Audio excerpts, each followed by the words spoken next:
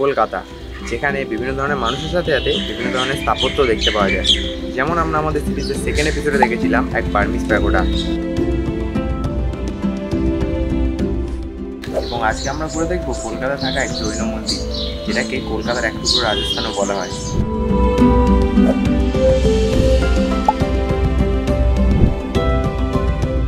পরেশনাথ জৈন মন্দির 4টে মন্দিরের সমন্বয়ে গঠিত এই স্থান।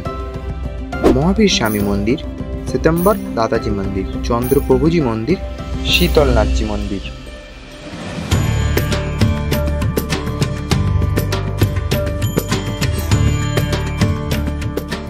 1727 সালে রাই বদ্রীদাস বাহাদুর মুকিম নামে এক প্রভাবশালী জৈন ব্যক্তি এই মন্দিরটি তৈরি করেন, এবং এই মন্দির তৈরির দায়িত্বে ছিলেন কল্যাণ শ্রী সুরেশ্বরজি মহারাজ।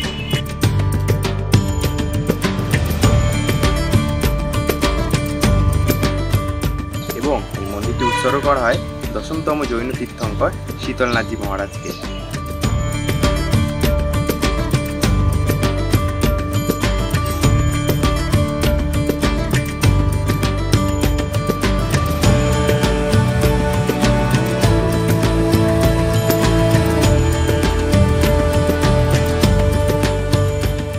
এই পুরো মন্দিরটা তৈরি বিভিন্ন ধরনের কাঁচ ও মার্বেলের সমন্বয়। এর স্থাপত্য ও শিল্পকলা তোমাদের মুগ্ধ করবেই।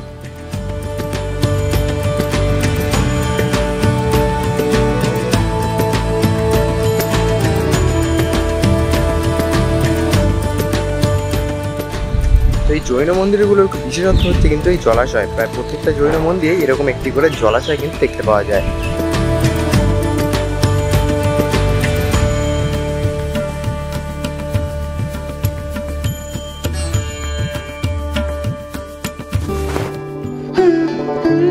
শ্বেতাম্বর দাদাজি মন্দির, এই মন্দিরটার স্থাপত্য শিল্পকলার সাথে রাজস্থানী শিল্পকলার বেশ মিল পাওয়া যায়। এই কারণে এটাকে কলকাতার এক টুকরো রাজস্থানও বলা হয়।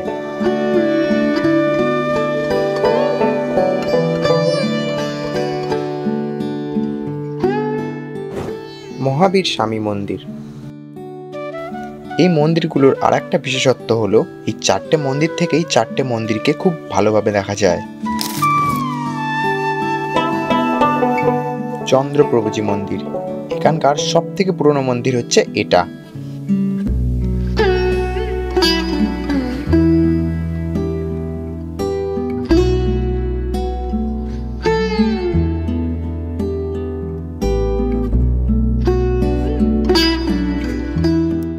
সত্যি কাঁচ এবং মার্বেল পাথর দিয়ে তৈরি এমন মন্দির ভারতবর্ষের অন্য কোথাও আছে বলে তো আমার জানা নেই।